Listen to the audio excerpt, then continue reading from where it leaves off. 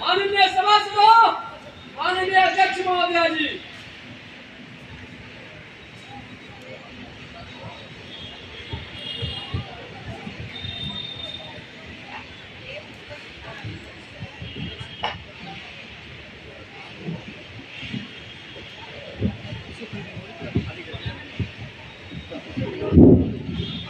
Honorable members, a very good afternoon to everyone.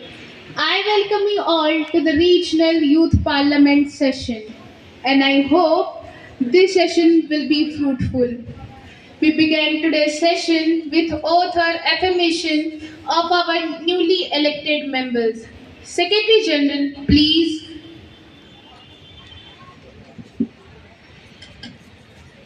Srimati Ira Kashyap, who stands elected from New Delhi constituency, will now take the oath.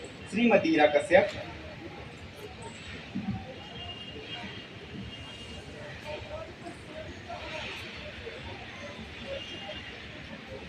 do you want to take an oath or an affirmation? An oath, please. In which language would you like to take oath? In Sanskrit, please.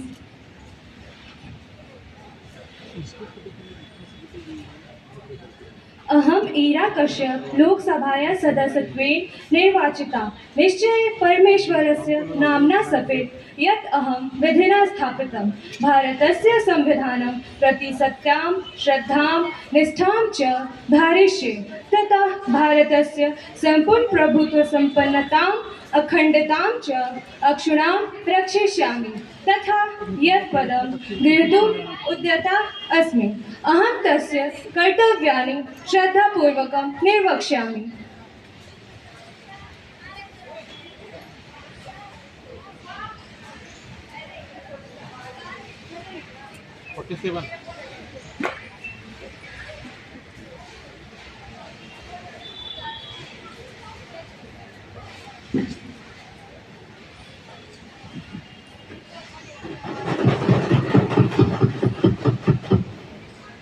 Srimati Divyansi Raj Rajendran, who stands elected from Warangal constituency, will now take the oath. Srimati Divyansi Raj Rajendran,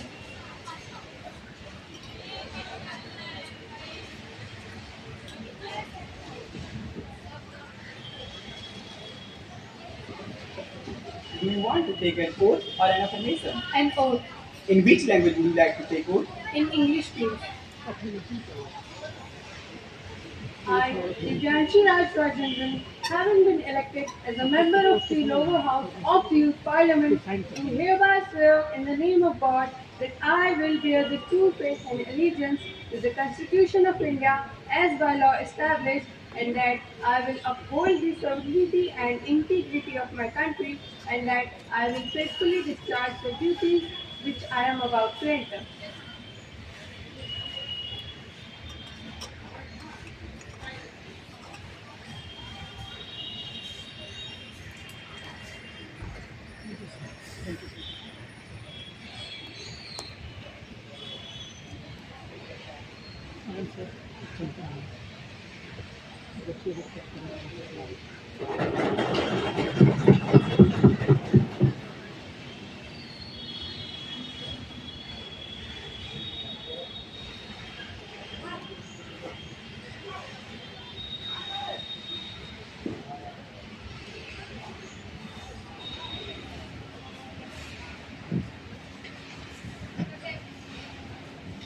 The Cabinet expresses its profound sorrow at the sad demise of former Prime Minister Dr. M.K. Singh, who passed away on 26 December 2024 at All India Institute of Medical Sciences, New Delhi.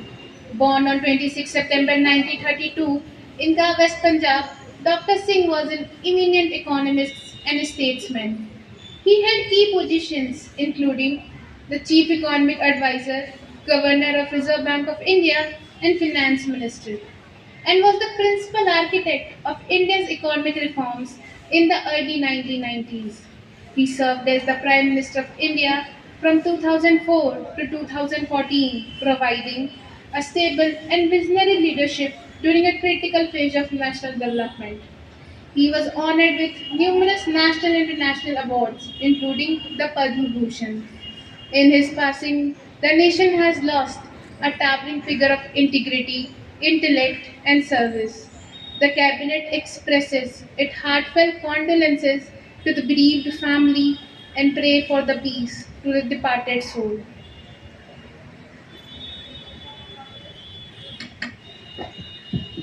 मान माननीय अध्यक्ष महोदय, हम doctor M के सिंह के निधन से अत्यंत दुखी हैं।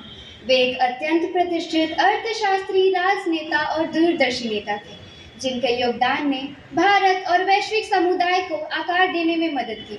जब भारत आर्थिक संकट में था, विदेशी मुद्रा भंडार कुछ ही दिनों का बचा था, भारत को विदेशी संस्थाओं से कर्ज लेना पड़ रहा था।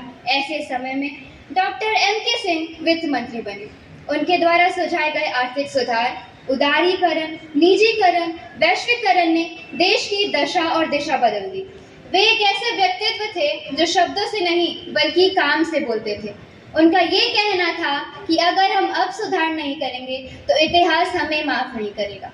उन्होंने शैक्षणिक और अनुसंधान क्षेत्र में महत्वपूर्ण योगदान दिया। रिजर्व बैंक के गवर्नर के रूप में अपने कार्यकाल के दौरान उन्होंने शिक्षा को बढ़ावा देने के लिए कई अनुसंधान संस्थान की परिकल्पना की। ये उनकी शिक्षा के प्रति प्रतिबद्धता का प्रमाण है। उनकी विनम्रता और जनसेवा के प्रति समर्पण आने वाली सभी पीढ़ियों को प्रेरित करता रहेगा। हम उनके शोक संतप्त परिवार, सहकर्मियों और उनके जीवन और कार्यों से प्रभावित सभी लोगों के प्रति अपनी हार्दिक संवेदना व्यक्त करते रहेंगे। धन्यवाद। Before we begin this session, let's honor a name with deep sorrow and silence. That I stand here to pay tribute to a man whose silence carried more strength than 1,000 speeches. The former Prime Minister of India, Dr. M.K. Singh. He was not just a leader, he was a symbol of grace, honesty, and wisdom. In 1991, when India was facing a big financial and economic crisis, he saved India with his bold ideas. But he never shouted for credit. He rebuilt the nation not with noise but with numbers, not with slogan but with silent strength. As the leader of opposition, I salute his contribution to our nation. On behalf of the opposition, I offer him our deepest respect. May his soul rest in peace. Om Shanti Jai Hind. The House may stand in silence for a while to express our deep sorrow.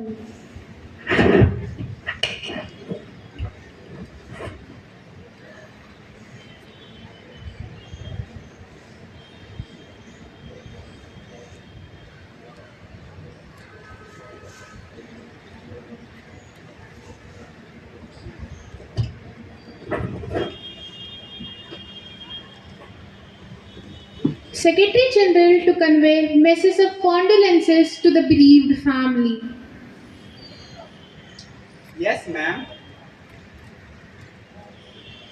Prime Minister to introduce new ministers. Honorable Speaker Ma'am, I have pleasure in introducing to you and through you to the House, my colleagues, the new ministers. Srimati Vedika Chauhan, Honorable Minister for Parliamentary Affairs. Shriman Kaushal Singh Rathod, Honorable Minister for Sports. Now we begin with question hour. Question number 101, Mrs. Vasudha Sharma. धन्यवाद अध्यक्ष महोदया। माननीय अध्यक्ष महोदया, देश में विमानन क्षेत्र की हालत ऐसी हो चली है कि यात्रियों की उड़ान अब भरोसे की नहीं, भगवान भरोसे की बन चुकी है। कभी तकनीकी खराबी, कभी इमरजेंसी लैंडिंग और कभी सुरक्षा मानकों की सरेआम धज्जियां, और इन सबके बीच DGCA की चुप्पी एक बड़ा सवाल बन चुकी है। ऐसे में मेरा माननीय मंत्री महोदया से यह प्रश्न है कि क्या वो यह बताने का कष्ट करेंगी कि हाल ही में कई विमानों को आपातकालीन लैंडिंग क्यों करवानी पड़ी, और क्या उन्होंने DGCA जैसे जिम्मेदार संस्था के खिलाफ कोई ठोस कार्रवाई की है। धन्यवाद महोदया।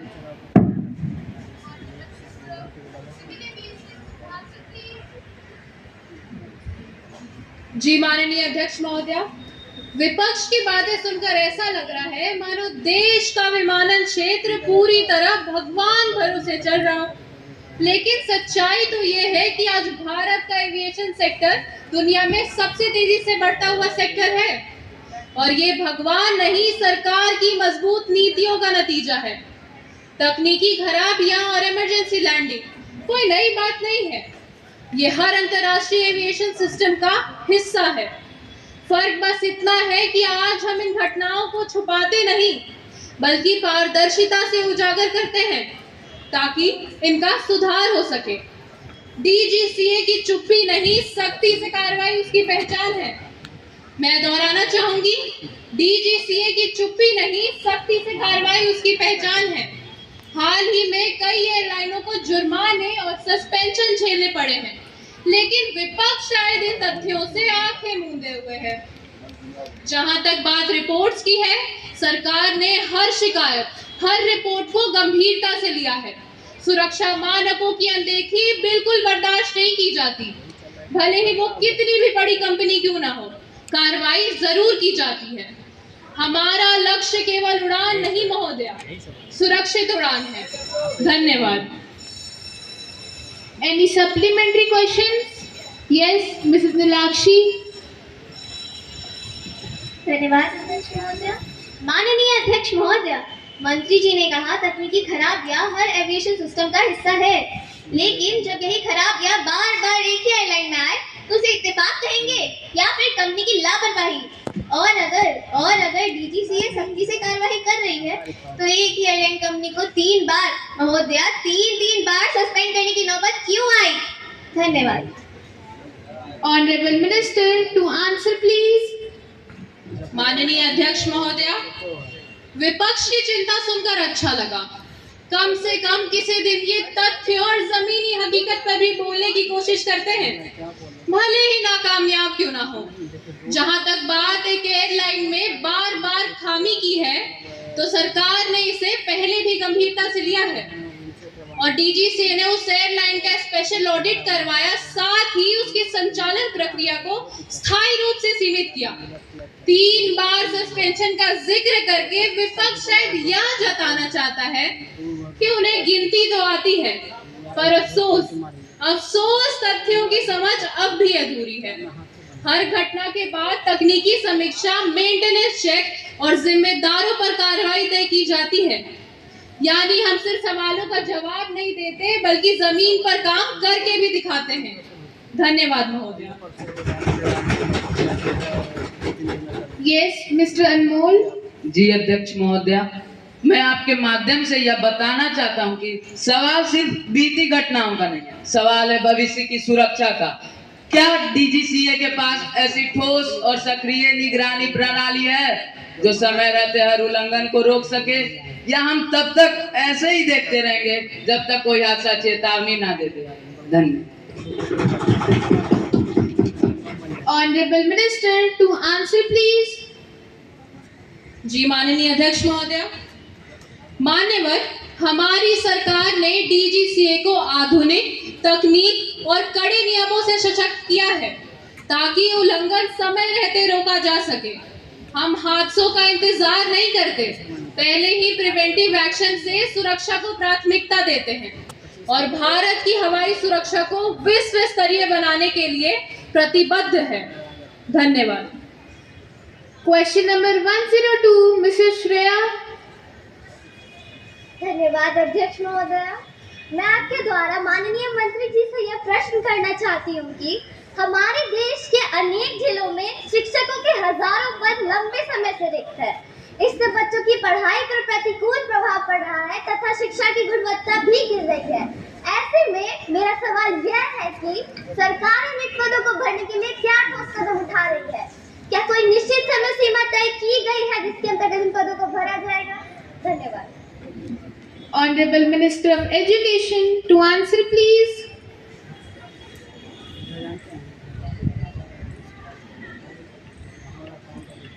माननीय अध्यक्ष महोदया, मैं आपके माध्यम से विपक्ष की सम्मानित सदस्य को यह बताना चाहूंगा कि सरकार समय समय पर शिक्षक भर्ती परीक्षाओं का आयोजन करती है, परंतु बजट की कमी और प्रशासनिक समस्याओं के कारण कुछ कमियां देखने को मिलती है।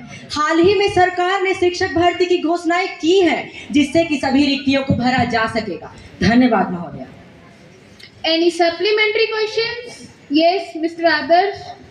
धन्यवाद माननीय अध्यक्ष महोदया, मैं आपके माध्यम से माननीय मंत्री जी से यह प्रश्न करना चाहता हूं कि राष्ट्रीय शिक्षा नीति की घोषणा बड़े जोर शोर से की गई थी, परंतु इसके क्रियान्वयन के लिए सरकार क्या कदम उठा रही है, विशेषकर सरकारी संस्थानों में जो अन्य गैर सरकारी संस्थानों के लिए मार्गदर्शन का कार्य करती है। धन्यवाद।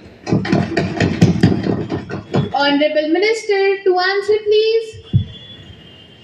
माननीय महोदया, मैं सम्मानित सदस्य के लिए कुछ पंक्तियां कहना चाहूंगा। किताबें देख इनको चक्कर आ जाए, सदस्यों गौर फरमाइएगा, किताबें देख इनको चक्कर आ जाए, फिर भी ज्ञान पर भाषण फरमाए। माननीय महोदया, राष्ट्रीय शिक्षा नीति 2020 के तहत कई सुधार प्रस्तावित किए गए हैं, जैसे कि 5+3+3+4 शिक्षा संरचना, मातृभाषा में शिक्षा, व्यवसायिक शिक्षा आदि। कई राज्यों में इसका आंशिक रूप से क्रियान्वयन शुरू कर दिया गया है, विशेषकर स्कूली स्तर पर, परंतु उच्च शिक्षा और शिक्षक प्रशिक्षण जैसे क्षेत्रों में कार्य जारी है, जिसे समय के साथ पूर्ण कर लिया जाएगा। धन्यवाद महोदया। Question number 103, Shri Shruti. धन्यवाद अध्यक्ष महोदया। मैं शुरू करने से पूर्व कुछ वाक्य कहना चाहूंगी कि इस देश के लोगों का यही है किस्सा, इस देश के लोगों का यही है किस्सा, जिसे जिताया वो राजा की तरह जिएगा और जिन्होंने जिताया वो फकीरों की तरह। अब माननीय सभासदों, दिल्ली में ही देख लीजिए, जहाँ हर व्यक्ति प्रदूषित वायु से प्रभावित अपने फेफड़ों का इलाज कराने में परेशान है, तो वहीं हमारी माननीय सरकार के माननीय आला अफसरों के मध्य ये कंपटीशन चल रहा है कि कौन सबसे अधिक घोटालों में अपना नाम दर्ज करा पाता है। और हमारी माननीय सरकार, अरे इनके तो स्कैम की लिस्ट ही इतनी बड़ी है कि एक नई वेब सीरीज तक बनाई जा सके। अब बिना तथ्यों के हमारी सरकार पर आरोप नहीं लगा सकती है। Please maintain decorum of the house. माननीय अध्यक्ष महोदया, मैं आपके माध्यम से माननीय मंत्री महोदय से यह प्रश्न करना चाहूंगी कि क्या हमारे भ्राताश्री यह सुनिश्चित करेंगे कि दिल्ली में पोल्यूशन कंट्रोल के ऊपर एक सख्त कानून बने, एक ऐसा कानून जिसका अस्तित्व न सिर्फ कागजातों में हो अपितु जमीनी हकीकत से भी उसका कोई वास्ता हो। धन्यवाद महोदय। Honorable Minister, to answer please. Thank you, Honorable Speaker, Madam. Respected members, let's be clear. Governments don't pollute. People do. The role of a policy is to regulate and guide. But often, these policies face ignorance and non-compliance.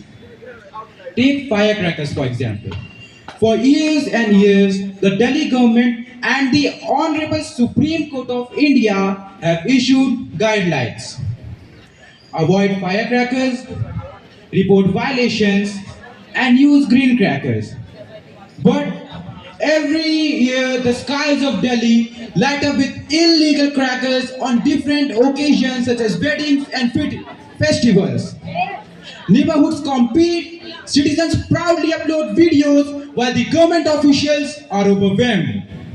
When it comes to vehicular emission, the odd and even scheme was introduced with good intentions.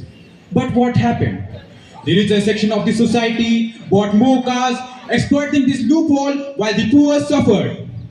The Graded Response Action Plan is active. Air quality monitors are in place. Fines are imposed. The policies are there. But no policy can enforce itself. The real problem lies in execution at scale. Delhi is a large constituency with over 2 crore people. Unless the public cooperates by reducing waste burning, by reporting violations, And by avoiding the use of firecrackers, no amount of policy will fix the AQI. And here's the truth we all have to accept. Pollution is not a seasonal or political issue. It is a behavioral issue. In a democracy, the citizen is not just a passive receiver of governance, but an active participant. If citizens won't cooperate, even the strongest of policies will fall flat. Thank you. Any supplementary questions? Yes, Mrs. Kunja. धन्यवाद अध्यक्ष महोदय। हमारे माननीय मंत्री महोदय जी ने अपने कुछ बहुत जरूरी बातें रखी है और वही बात मुझे एक अहम सवाल पूछने के लिए मजबूर करती है कि हम कानून बना तो लेते हैं लेकिन उन्हें ठीक से लागू कौन करेगा। आजकल तो जैसे हर समस्या का समाधान एक नया कानून बनाना समझा जाता है, जैसे कागजों पर लिख देने से ही सब ठीक हो जाएगा। लेकिन जब तक इन पर सही से अमल नहीं होता तब तक ये सब सिर्फ भाषणों में ही अच्छे लगते हैं। अर्थशास्त्र में साफ साफ लिखा है कि कानून बनाना जरूरी है लेकिन उन्हें लागू करना उससे भी ज्यादा जरूरी है। और आज क्या होता है, कानून पास हुआ, फोटो खींची, खबरें छपी, बस परिवर्तन, अरे वो तो किसी और की जिम्मेदारी है ना। हमें एक ऐसा सिस्टम चाहिए जो सिर्फ कानून बनाए नहीं, उन्हें लागू करे, जिम्मेदारी तय करे और बदलाव को हकीकत बनाए, वरना बदलाव सिर्फ पोस्टरों में चमकेगा और जिंदगी में कभी नहीं उतरेगा।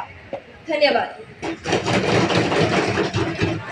Honorable Minister, to answer please.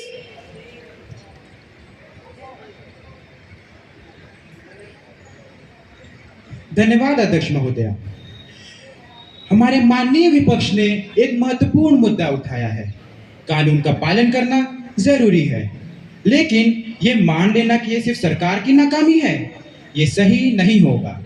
सरकार कानून बना सकती है, जुर्माने लगा सकती है, जरूरत पड़ने पर निगरानी ड्रोन तैनात कर सकती है, लेकिन जब तक नागरिक खुद सहयोग नहीं करते तब तक ये सब बेकार है।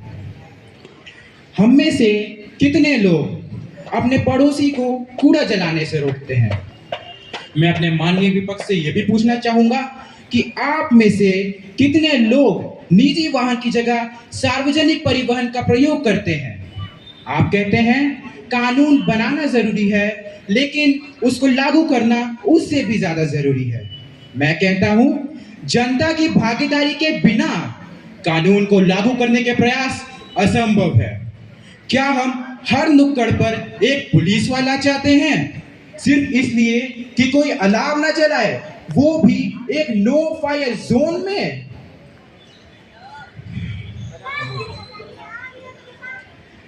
लोकतंत्र तब चलता है जब नागरिक सहयोग करते हैं, सिर्फ किनारे खड़े होकर दोषारोपण करने से नहीं।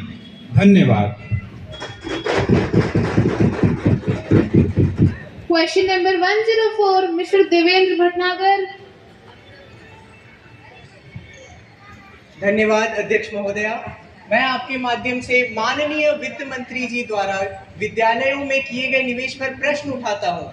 माननीय महोदया, देश की जनता जानना चाहती है कि 1.25 लाख करोड़, महोदया 1.25 लाख करोड़ का शिक्षा बजट आखिर कहाँ आवंटित किया जा रहा है? क्योंकि विद्यालयों का इंफ्रास्ट्रक्चर और सुविधाएं तो आज भी आउटडेटेड हैं।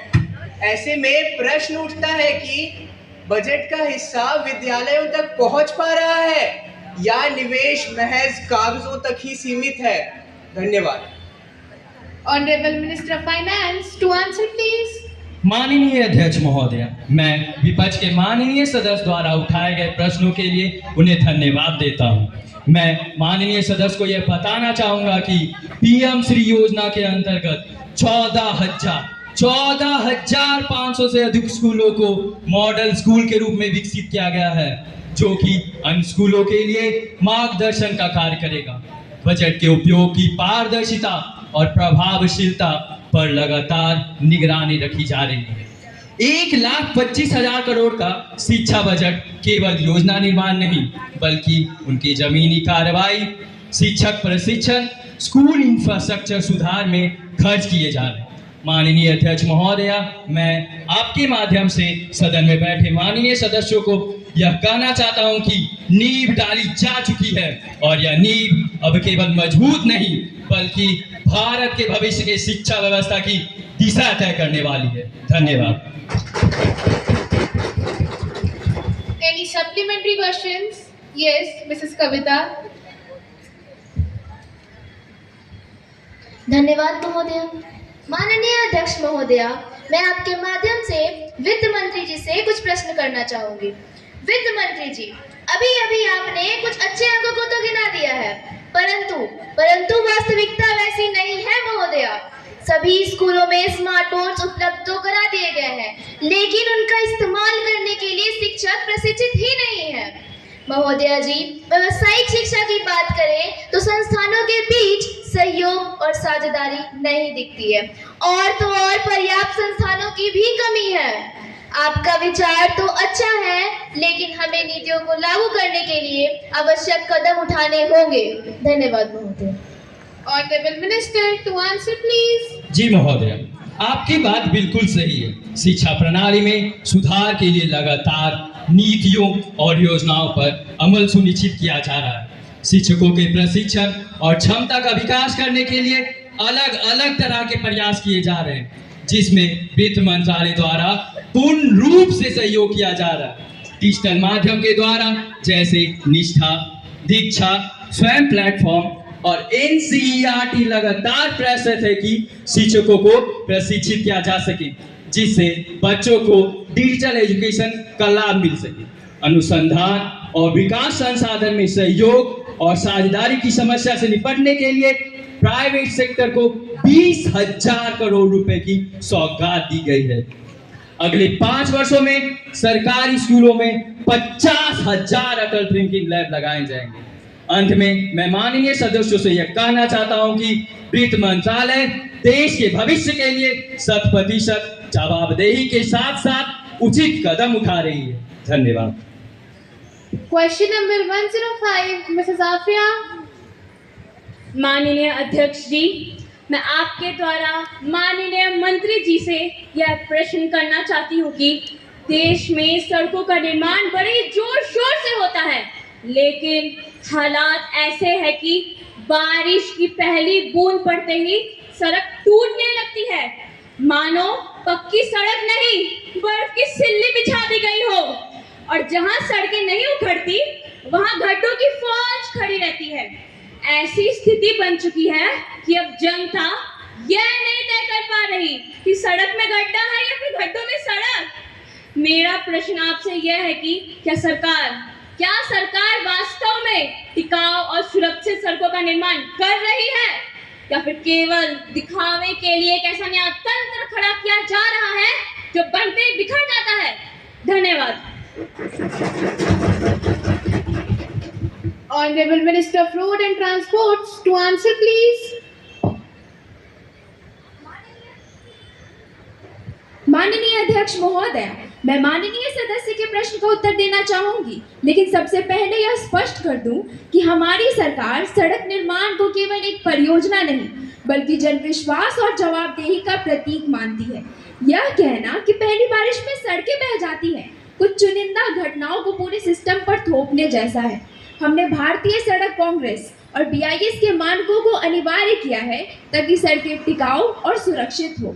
निर्माण से पहले और बाद में सड़क सुरक्षा ऑडिट कराए जाते हैं और जहां खामियां मिलती हैं वहां डिफेक्ट लाइबिलिटी क्लॉज के तहत एजेंसियों से मरम्मत कराई जाती है और ज़रूरत पड़ने पर उन्हें ब्लैक लिस्ट भी किया जाता है।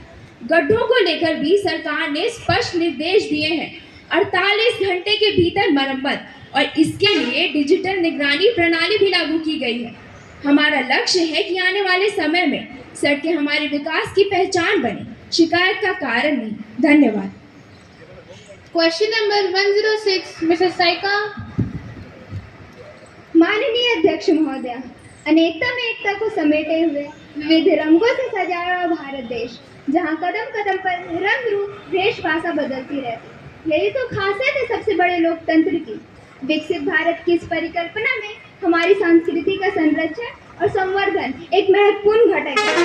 उसी क्रम में मेरा माननीय मंत्री जी से यह प्रश्न है कि वर्तमान में कई ऐतिहासिक स्थलों सांस्कृतिक धरोहरों के संरक्षण एवं देखभाल में कमी, जागरूकता का अभाव और वित्त संसाधनों की कमी जैसी गंभीर समस्या बनी हुई है। इनके हल के लिए क्या मंत्रालय ने कोई ठोस कदम उठाया है? धन्यवाद।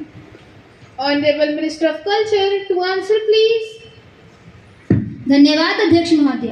आपके इस सवाल का जवाब मैं ऐसे देना चाहूँगी कि सबसे पहले हमने यूनेस्को के साथ मिलकर अपने देश की संस्कृति की सुरक्षा और संरक्षण दोनों को अचीव किया है।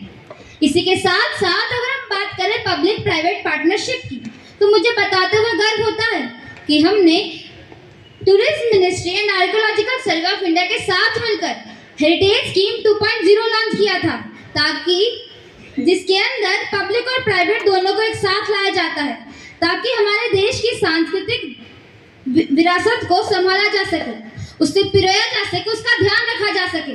अगर हम बात करें एआई की, तो एआई का जमाना है, एआई का ट्रेंड चल रहा है। उस ट्रेंड में हम पीछे रह जाएं ऐसा मुमकिन नहीं। हमने एआई के बदौलत ना केवल सामान्य लोगों तक इंफॉर्मेशन को पहुंचाया है, बल्कि साथ ही साथ स्पेशली एबल्ड लोगों तक भी हमने हमारी संस्कृति की एक्सेसिबिलिटी को बढ़ाया है। हमने वो virtual reality tours and audio visual kits की मदद से लोगों को सांस्कृतिक धरोहर के बारे में जागरूक किया है। मैं जिम्मेदारी के साथ कहती हूँ कि आज सांस्कृतिक धरोहरों के संरक्षण के साथ साथ टूरिज्म में एम्प्लॉयमेंट अपॉर्चुनिटी को बढ़ावा दिया जा रहा है। धन्यवाद। Question number 107. धन्यवाद अध्यक्ष महोदय। माननीय अध्यक्ष महोदय, इस बात में कोई दोहराई नहीं रह गई है कि गर्मी का मौसम बीतता नहीं है और वर्षा ऋतु त्राही त्राही मचा देती है, जिसके परिणाम स्वरूप सड़क का साक्षात नदी में परिवर्तित हो जाना तो जैसे हमारे देश में सामान्य बात हो गई है। महोदया, जिसके परिणाम स्वरूप सड़क का साक्षात नदी में परिवर्तित हो जाना तो जैसे हमारे देश में सामान्य बात हो गई है। महोदया, यह सब देख ऐसा लगता है मानो हर साल एक ही फिल्म रिलीज हो रही हो, जिसका समय वही है, जून जुलाई का। बस बदलाव कहीं आया है तो लोगों के विश्वास पूरा कि हर साल की तरह इस साल भी पक्का डूबेंगे। चलिए, बात अगर विश्वास की हो ही रही है तो इस तथ्य पे भी विश्वास कीजिए, स्थिति बदलने के नाम पर ये नेता तो बने, पर बदलाव केवल इन्होंने नीतियों का किया है, परिस्थितियों को तो पता नहीं। महोदया, यह तो बात की बात हुई, पर बड़े शहरों की स्थिति वो तो देखने लायक है। कहीं पुल पत्ते की तरह टूट रहा है तो कहीं सभी स्कूल बंद, ट्रेन यातायात सब ठप पड़े हैं और अस्पतालों की स्थिति भी भयावह है। माननीय अध्यक्ष महोदया, मैं मंत्री जी से सीधा प्रश्न करना चाहूंगी कि क्या वे यह बताने का कष्ट करेंगी कि इस विषय में, माफ कीजिएगा, इस नजरअंदाज कर दिए गए विषय में वे कौन से कदम उठा रही हैं। धन्यवाद। Honorable Minister of Jal Shakti to answer please. धन्यवाद अध्यक्ष महोदया। सबसे पहले मैं इस बात को स्पष्ट करना चाहूंगी कि बरसात को हम रोक नहीं सकते, लेकिन बरसात के कारण हो रही समस्याओं को हम जरूर रोक सकते हैं, और वही सरकार कर रही है। आपका यह कहना कि हर साल बारिश आते ही वही हालत होते हैं और कोई बदलाव नहीं होता, बिल्कुल भी उचित नहीं है। यह बात सच है कि कुछ जगहों पर अब भी समस्याएं देखने को मिलती हैं, लेकिन यह भी एक सच्चाई है कि हाल के वर्षों में समाज और सरकार दोनों ही जगहों पर कई सकारात्मक प्रयास किए गए हैं, जो कि इन समस्याओं को कम करने की दिशा में काम कर रही हैं। अब हमारे विपक्ष के मित्र कहती हैं सड़कें तो नदी बन गई। अरे, हम तो कहते हैं धन्यवाद दीजिए, हर घर जल के साथ साथ हर गली जल का सपना भी पूरा हो गया। बस फर्क इतना है कि हम इसे स्थायी नहीं रखना चाहते, इसलिए तो ड्रेनेज सुधार का काम तेजी से चल रहा है और साथ ही वाटर हार्वेस्टिंग प्लांट लगाए जा रहे हैं। ये तो रहे कुछ सरकारी स्तर के प्रयासों की बात। अब अगर हम बात करें आपातकालीन सेवाएं और तकनीकी प्रगति की, तो महोदया मैं आपको बता दूं कि अब IMD द्वारा बारिश और तूफानों की सटीक भविष्यवाणी की जाती है और समय रहते SMS, मोबाइल ऐप्स और समाचार चैनलों के माध्यम से लोगों को पहले ही सचेत कर दिया जाता है। ऐसे और भी बहुत से कार्य हैं जिन्हें सरकार ने तो किया है, लेकिन आप अपनी आलोचना करने के कारण उसे नजरअंदाज कर देते हैं। अंत में मैं बस इतना कहना चाहूंगी कि आपका यह सोचना कि सरकार ने कोई कार्य नहीं किए हैं या कोई बदलाव नहीं ला रही, बिल्कुल भी उचित नहीं है। बदलाव धीरे धीरे हो रहे हैं, लेकिन हो जरूर रहे हैं और उसका असर भी दिख रहा है। हमें आलोचना करने के साथ साथ सकारात्मक प्रयासों को भी स्वीकारना चाहिए और मिलकर प्रयास करना चाहिए। धन्यवाद। Question number 108, Mrs. Prerna Rathod. Thank you, Madam. Honorable Defence Minister, could you please clarify whether the entire allocation under the Defence Capital Expenditure Head for the last financial year was fully utilized? If not, what were the main reasons for it? And secondly, may I know the steps being taken to enhance the role of women in our armed forces, including combat and leadership roles? Thank you. Honorable Minister of Defence to answer, please. Honorable Speaker, Madam, to address the first part regarding the defence capital expenditure for the last financial year, while a significant portion of the allocated budget was utilized, I must clarify that the entire allocation was not fully spent. The primary reasons for this underutilization include delays in procurement processes, extended vendor negotiations, global supply chain disruptions, and procedural challenges related to the acquisition of high-value defense equipment. The Ministry is now implementing reforms to streamline procurement, reduce procedural bottlenecks, and ensure timely utilization of the allocated funds in future financial years. Coming to your second question regarding the role of women in the armed forces, the Ministry of Defence is deeply committed to promoting gender inclusion. In recent years, we have taken historic steps to expand the role of women in the military. Permanent commission is now being granted to women officers in several branches of the Army, Navy, and Air Force. Women are being inducted into combat support roles and are increasingly taking up responsibilities in operational and leadership positions. In the Indian Air Force, women fighter pilots have already proven their capabilities in active missions. Now, the Indian Navy and Army are also expanding the role offered to women officers. Furthermore, leadership training, mentoring initiatives, and policy reforms are being introduced to create a more inclusive environment across all ranks. We firmly believe that the strength of our armed forces lies in diversity, courage, and capability regardless of gender. Thank you. Question number 109, Mrs. Kalpana. माननीय अध्यक्ष महोदया, मैं महिला एवं बाल विकास मंत्री से यह पूछना चाहूंगी कि हमारी सरकार ने महिलाओं के सशक्तिकरण के लिए क्या कदम उठाए हैं जो गांव एवं आदिवासी क्षेत्रों से आती हैं, जो अशिक्षित हैं, आर्थिक रूप से कमजोर हैं, जो स्वास्थ्य सेवाओं का लाभ नहीं उठा पा रही, जो कि हमारे समाज का एक बहुत ही महत्वपूर्ण हिस्सा है। यह बात पानी की तरह साफ है कि देश के विकास के लिए इनकी स्थिति में सुधार लाना अति आवश्यक है। धन्यवाद। Honorable Minister of Child and Welfare to answer, please.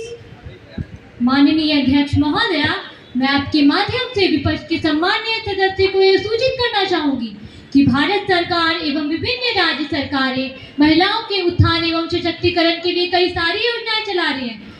अध्यक्ष महोदया, मैं दोहराना चाहूंगी, कई सारी योजनाएं चला रही हैं जिनका उद्देश्य आदिवासी महिलाओं को आर्थिक रूप से मजबूत बनाना, शिक्षा एवं स्वास्थ्य सेवाएं प्रदान करवाना एवं उन्हें समाज में एक सम्मानजनक स्थान दिलाना है। कुछ प्रमुख योजनाएं जिनका मैं उल्लेख करना चाहूंगी वो कुछ इस प्रकार हैं: आदिवासी महिला सशक्तिकरण योजना, उज्ज्वला योजना, बेटी बचाओ बेटी पढ़ाओ योजना, मातृत्व वंदना योजना, मिशन इंद्रधनुष, आश्रम स्कूल योजना इत्यादि।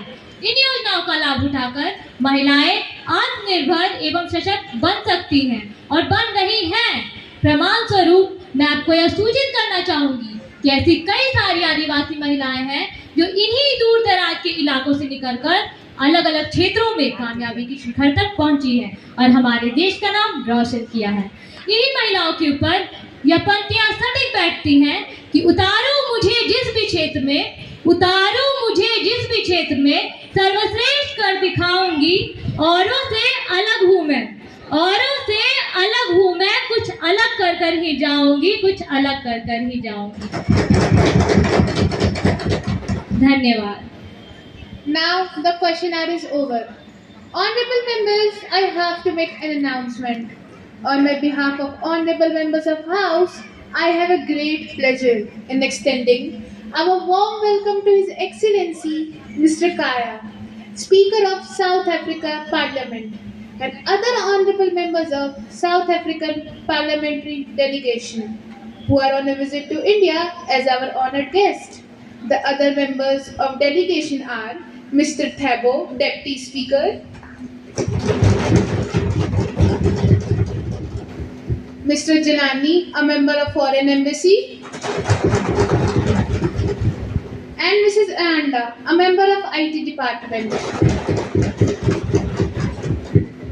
It is a very high-powered delegation which arrived on Sunday evening at New Delhi Airport last week. They now sit in this special box. We wish them a happy, fruitful and comfortable stay in our country.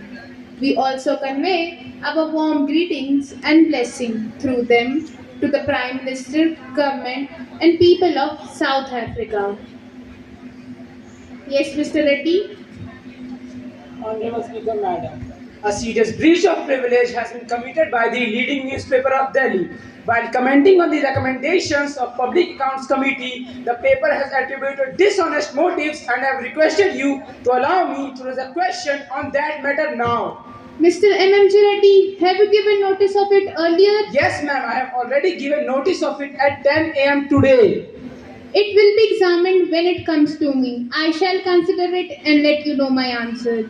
Thank you, ma'am.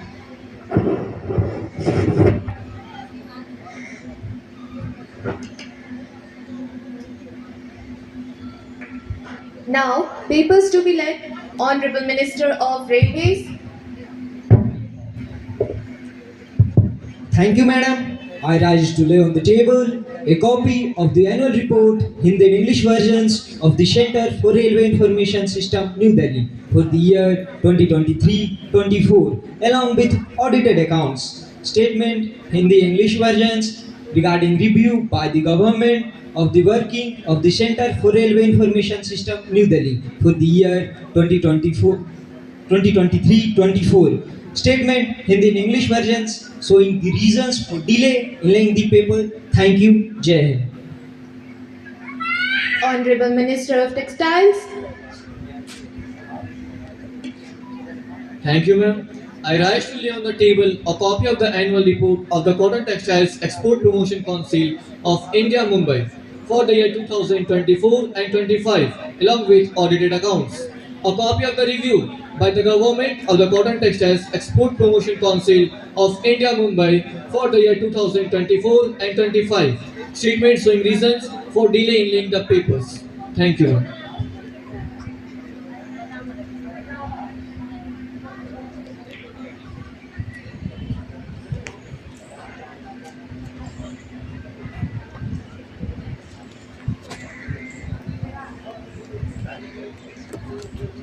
Secretary General to report message from Upper Chamber of Youth Parliament.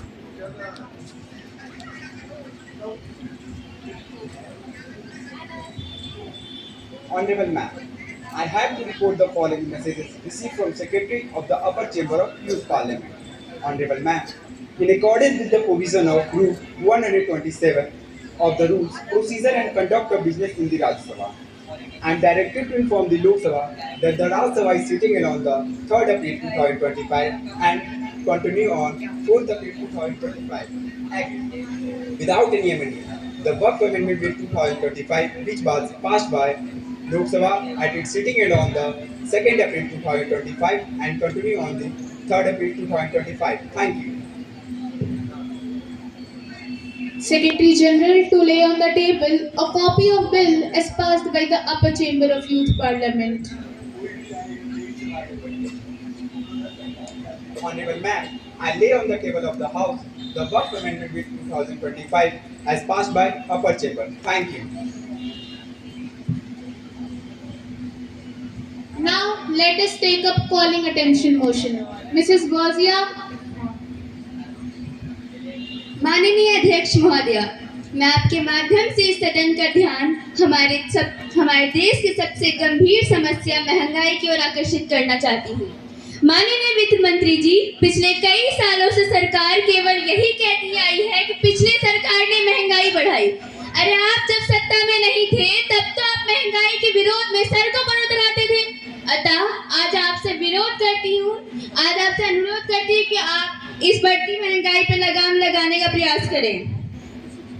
महंगाई की मार न केवल गरीबों के घर आई है, अब तो मध्यम वर्गीय परिवार भी इस महंगाई से त्रस्त हो चुकी है और पारिवारिक कलेश का कारण बन रही है महोदया। राशन, पानी, गैस, दाल, तेल और क्या नहीं, सब पर टैक्स लगाकर इस महंगाई की आग में घी डाला जा रहा है। महोदया, क्या सरकार आंख कान सब बंद कर ली है? अगर नहीं तो मैं सरकार से अपील करती हूँ कि देश की बढ़ती महंगाई पर लगाम लगाने का प्रयास करें और देश की आर्थिक स्थिति को मजबूती प्रदान करें। धन्यवाद महोदय। माननीय सदस्यों, अब सदन में समान नागरिकता संहिता विधेयक 2025 पर चर्चा की जाएगी। मैं माननीय गृह मंत्री से अनुरोध करती हूँ कि विधेयक का उद्देश्य और कारण सदन के समक्ष प्रस्तुत करें। धन्यवाद अध्यक्ष महोदय। मैं इस सदन के समक्ष समान नागरिक संहिता विधेयक 2025 प्रस्तुत कर रहा हूं, जिसका उद्देश्य भारत के सभी नागरिकों के लिए जाति धर्म से परे एक समान नागरिक अधिकार सुनिश्चित करना। अध्यक्ष महोदय, इस विचार की शुरुआत 1840 में लेक्स लुकाई रिपोर्ट से हुई थी। उस समय के ब्रिटिश शासन के दौरान अपराधों और साक्ष्यों के लिए तो समान कानून बनाए गए, परंतु व्यक्तिगत कानून धर्म के अनुसार अलग अलग थे। हमारे संविधान के अनुच्छेद 44 के तहत यह स्पष्ट निर्देश है कि भारत सरकार सभी नागरिकों के लिए समान नागरिक संहिता लागू करने की प्रयास करेगी, परंतु आजादी के 79 वर्ष बाद भी केवल एक सपना बना हुआ है। महोदय, शाहबानो मामला 1985, सरला मुदगल मामला, जॉन विलियमटन मामलों जैसे कई ऐतिहासिक फैसलों में सुप्रीम कोर्ट और राज्य के उच्च न्यायालय ने भारत सरकार से समान नागरिक संहिता लागू करने के प्रयास की है। अब मैं इसके कुछ मुख्य बता दूं। इस अधिनियम का नाम यूनिफॉर्म सिविल कोड अधिनियम 2025 होगा। यह पूरे भारत में लागू होगा। इसे केंद्र सरकार द्वारा अधिसूचना के माध्यम से लागू होगा। इस अधिनियम में समान नागरिक संहिता मतलब हर धर्म के जाति के लिए एक समान कानून से है। विवाह, तलाक, उत्तराधिकार और गोद लेने जैसे मामलों में सभी को एक कानून हो। यह किसी धर्म के खिलाफ नहीं, बल्कि सच्चे धर्मनिरपेक्ष भारत की ओर एक कदम है। मैं सदन से अनुरोध करूंगा कि इस विधेयक का समर्थन करें। धन्यवाद। धन्यवाद गृह मंत्री महोदय। अब मैं माननीय विपक्ष के सदस्यों को आमंत्रित करती हूँ कि वो अपने विचार इस विधेयक पर प्रस्तुत करें। माननीय अध्यक्ष महोदय, मैं इस सदन में समान नागरिक संहिता के प्रस्ताव का विरोध करता हूँ। इसलिए नहीं कि मैं समानता के खिलाफ, बल्कि इसलिए कि समानता जैसी चीज कभी थोपी नहीं जा सकती। वह हमेशा समझदारी से अपनाई जाती है। और भारत जैसा देश, जो कि एक बहुधार्मिक, बहुसांस्कृतिक देश है, क्या आप सोच सकते हैं वहाँ एक ही कानून विविध परंपराओं पर बिना टकराव हुए लागू हो सकता है? जी नहीं।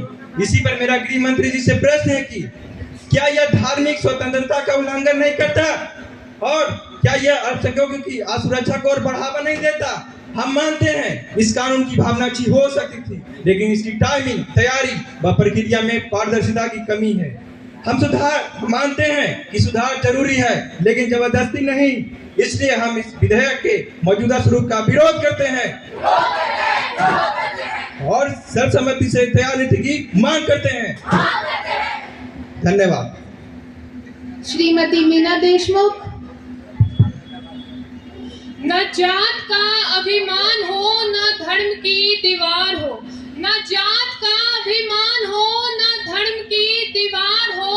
हर दिल में इंसानियत, हर हाथ में अधिकार हो, हर हाथ में अधिकार हो। माननीय अध्यक्ष महोदया, मैं इस सदन के माध्यम से ये स्पष्ट करना चाहती हूँ कि अब समय आ गया है जब भारत को एक राष्ट्र एक कानून के सिद्धांतों पर चलना चाहिए।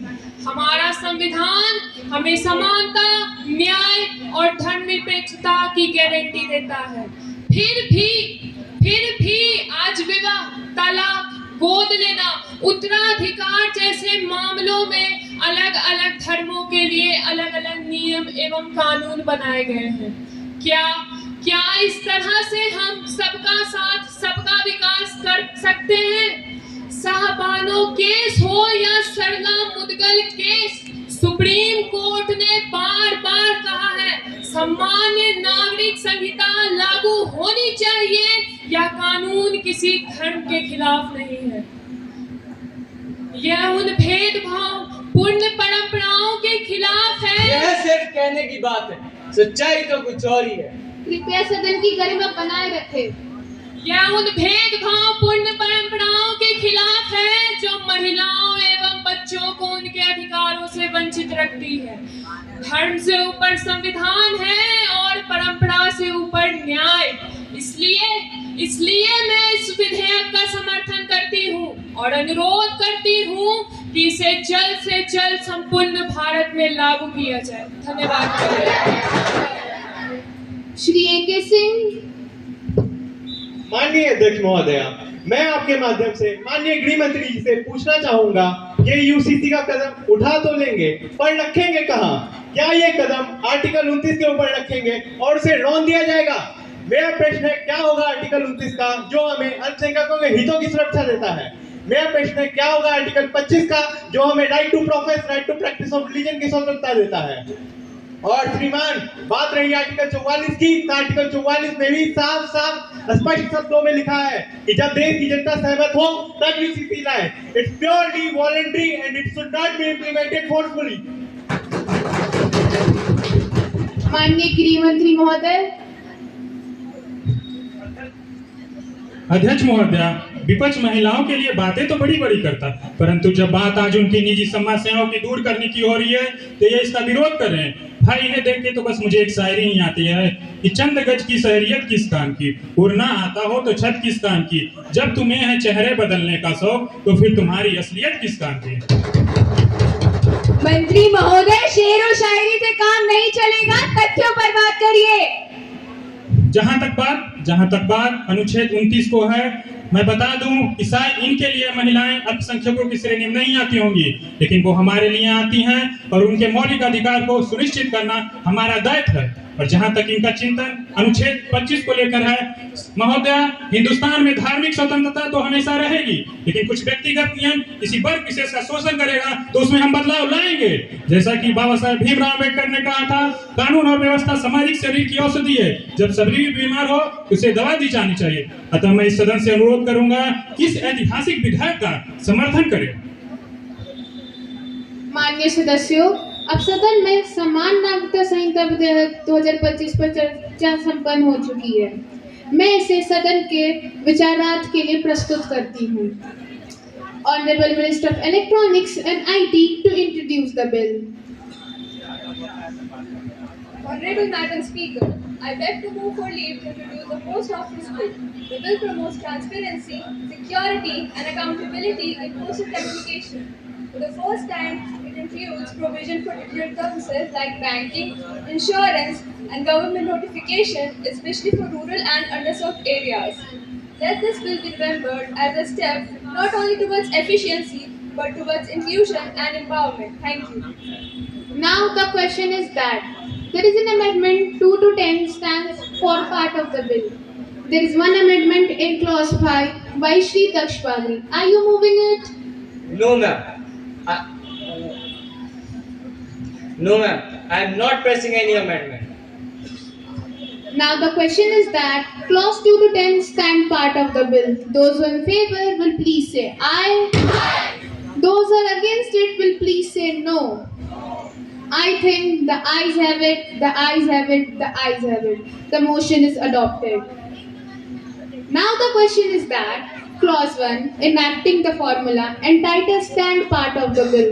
Those who are in favor will please say aye. Those who are against it will please say no. I think the ayes have it, the ayes have it, the ayes have it. The motion is adopted. Ma'am, I move the bill to be passed. Motion moved that the bill is passed. Those in favor will please say aye. Those who are against it will please say no.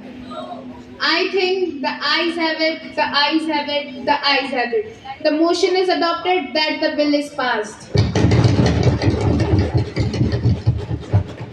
Now, the House is adjourned to meet tomorrow again at 11 a.m.